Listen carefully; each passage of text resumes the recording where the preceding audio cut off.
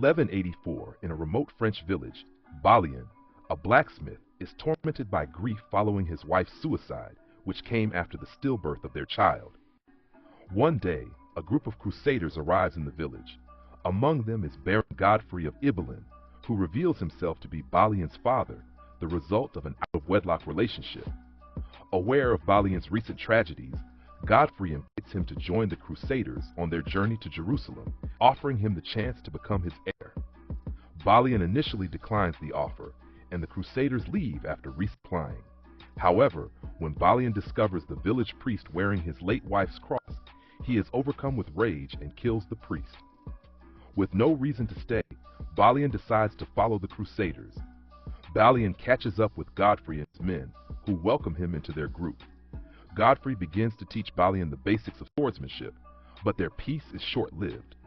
Soldiers soon arrive, demanding Baldwin's arrest.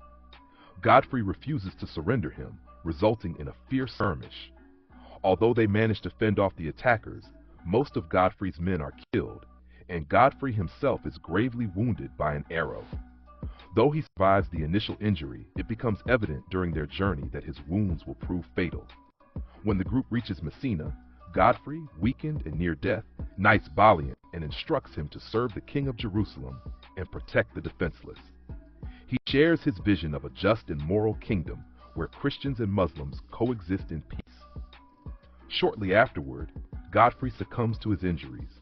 Continuing the journey to Jerusalem, Baldwin's ship is caught in a storm, and he becomes the sole survivor of the wreck, along with a horse.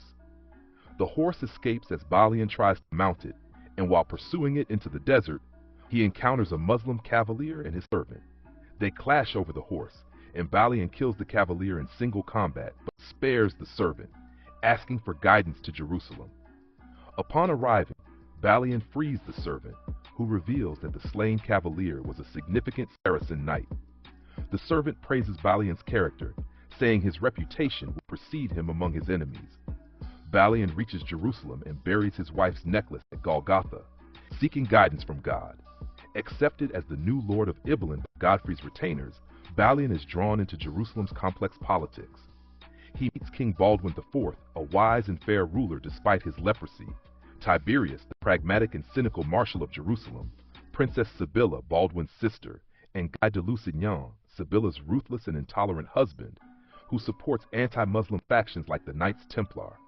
Baldwin's efforts to maintain peace between Christians and Muslims are undermined by Guy, who schemes to ignite war and seize power. Tensions rise as Guy views Baldwin as a threat, particularly when he learns of Baldwin's affair with Sibylla. Guy and his ally Reynold of Chatillon provoke Saladin, leader of the Muslim forces, by attacking a Muslim trade caravan. In response, Saladin besieges Kerak, Reynold's fortress. Baldwin leads his knights in a desperate charge to protect the surrounding villagers, enabling them to escape to safety. However, his outnumbered forces are defeated, and Baldwin is captured. While in captivity, he discovers that the servant he freed is actually Imad ad-Din, a prominent general in Saladin's army. Imad repays Baldwin's earlier mercy by setting him free, allowing him to return to Kerak just as Saladin's forces arrive to continue the siege. King Baldwin IV intervenes with his army, negotiating a truce with Saladin and averting a large-scale battle.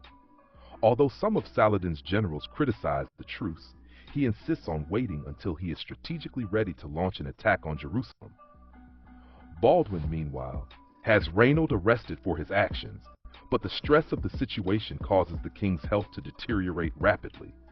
His physicians confirm that his death is imminent. Baldwin, aware of the affection between Baldwin and Sibylla, proposes that they marry. However, Baldwin refuses, unwilling to become entangled in the political intrigue that would require Guy's murder, an act contrary to his moral principles. After Baldwin's death, Guy consults Reynold and realizes that even without the crown, Baldwin poses a threat as a potential general of the kingdom. Enraged by Baldwin's defiance and his affair with Sibylla, Guy sends assassins to kill him. Despite their best efforts, the Templars fail, and Baldwin narrowly escapes with his life. In the wake of Baldwin's death, Sibylla crowns Guy as her king consort of Jerusalem. Now unrestrained, Guy releases Reynold and incites him and the Templars to provoke Saladin. They commit atrocities against innocent Saracens, including the murder of Saladin's sister. Saladin demands retribution, sending an emissary to Jerusalem with terms: the return of his sister's body, the heads of those responsible, and the surrender of the city. Guy responds by murdering the emissary, nearly igniting a civil clash among the knights. As the emissary's body is taken away, Guy arrogantly declares himself Jerusalem and begins to prepare the Crusader army for war. Overconfident, Guy leads the Crusader forces into the desert without adequate supplies, leaving Jerusalem vulnerable. Saladin's army ambushes them, annihilating the Crusaders. Guy and Reynold are captured. Saladin executes Reynold for his crimes, but spares Guy out of tradition, dismissing him as unworthy. Meanwhile, Baldwin organizes Jerusalem's defenses, rallying the townspeople and his knights. Rejecting advice to flee, he knights common men, including the gravedigger who buried his wife, to inspire hope. Baldwin emphasizes their mission is to save the people, not the city itself. Saladin launches a 3-day siege against Jerusalem. Baldwin uses tactical ingenuity to destroy siege towers and bolsters the defenders' morale when a section of the wall is breached.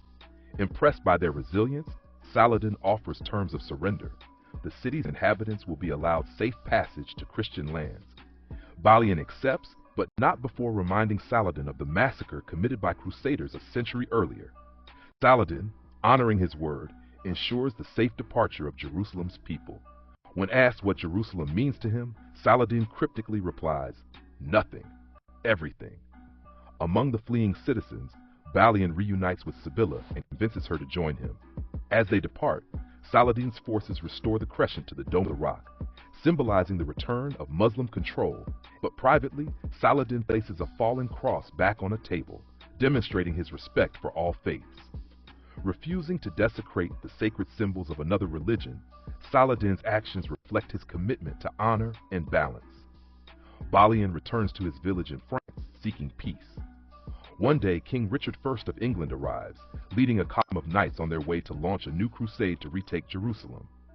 Richard seeks out Baldwin, but Baldwin declines, stating his time in the Holy Land is over.